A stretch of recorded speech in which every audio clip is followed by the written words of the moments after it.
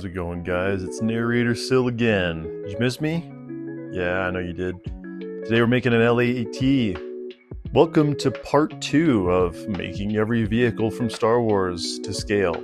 Yes, the LAAT gunship, one of my favorite ships of all time in Star Wars. Man, do you guys remember when Attack of the Clones at the end of the movie and the Battle of Geonosis, and you just get to see some of the gritty fighting towards the end of that film using these gunships? It was like one of the coolest things. Back, what was that, 2002 I think it came out? And holy, the CGI effects for that were just absolutely incredible. We're going to relive that childhood experience by making one to HO scale, just using that figurine for reference there.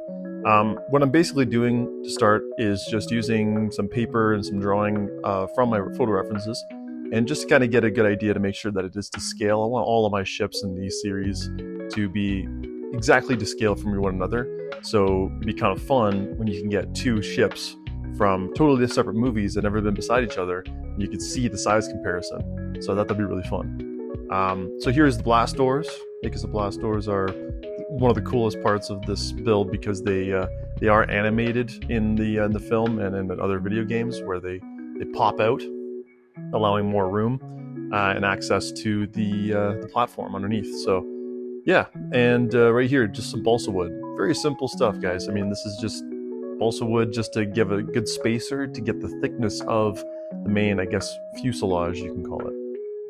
Balsa is just one of my go-tos, just because it's so easy to sand, it's super lightweight, and yeah, it's a little more expensive, but just the amount of time that I save being able to sand this stuff down and the ease of carving just really speeds things up as far as the build, especially when we're making this many ships in such closed amount of time. So yeah, right here, this is actually one of the hardest parts of the build, was actually making the floor coming out from underneath, and that would actually, the troops would actually stand on, because there's such a thin section, and it was always so flimsy before putting the floor there, and trying to make sure that everything was lined up square and make sure that the ship was sitting flat. It was really important. So yeah, I really like that.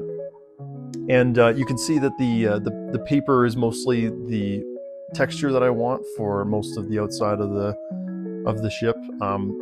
And again, you can see here in this next shot, we've got another great use for balsa. You can take some doweling or cut some strips out in like a more tube type form, and sand the outside edges out to make a semicircle. And so we're really going to use that technique here with the backing of the paper, as you can see. And yeah, there you go, ball turrets on the front. Pretty sweet.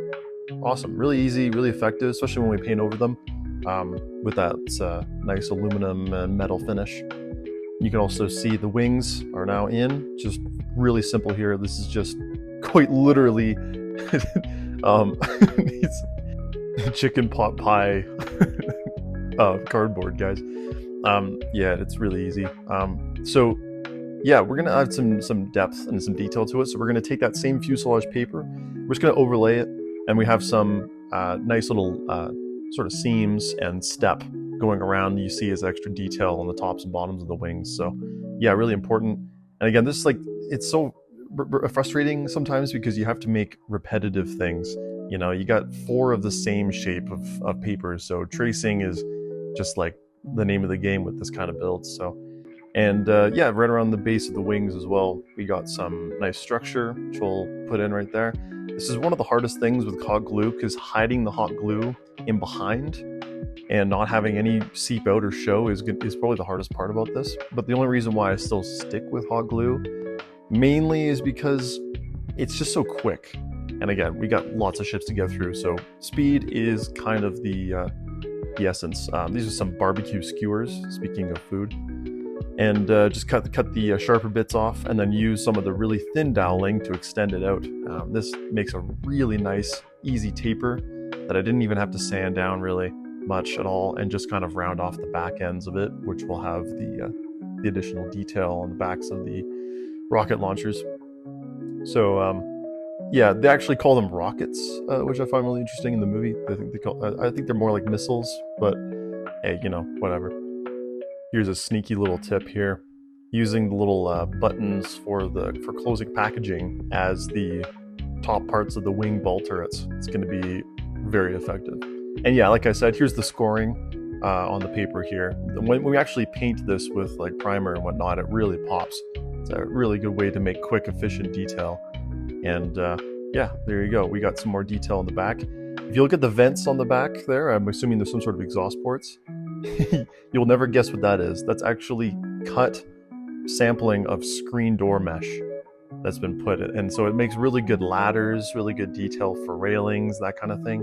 Fantastic. And then of course I got my handy dandy little screwdriver, handheld screwdriver modeling. You got a whole bunch of really thin bits on that. It's awesome for, you know, the guns and whatnot. So yeah, and then we got the wood also carved out, like I said, semicircles for the ball turrets.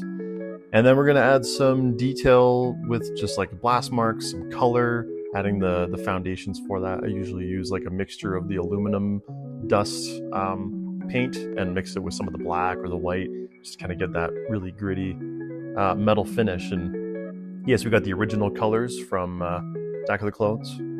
And so here's the final result. This is so cool. It just takes me right back. I love the colors that came out on this, just the brush paint. Brush painting is always really tricky with this kind of thing, especially on like a gloss white painted over top, because you have to put a lot of layers for it to really look thick enough to be convincing. And of course, we've got the nice green around the front there. Very nice. And you'll also notice the Republic insing. That is very classic. Really simple, just Sharpie, you know. And of course, here's the comparison with our previous video making Anakin's pod racer. You get a sense of scale. So yeah, really happy with this build. Making things the same on both sides, left and right, really allowed for good symmetry. So really quick, really fun build. And yeah, we'll see you next time. Thanks for watching, guys. Really appreciate it. Have a great day.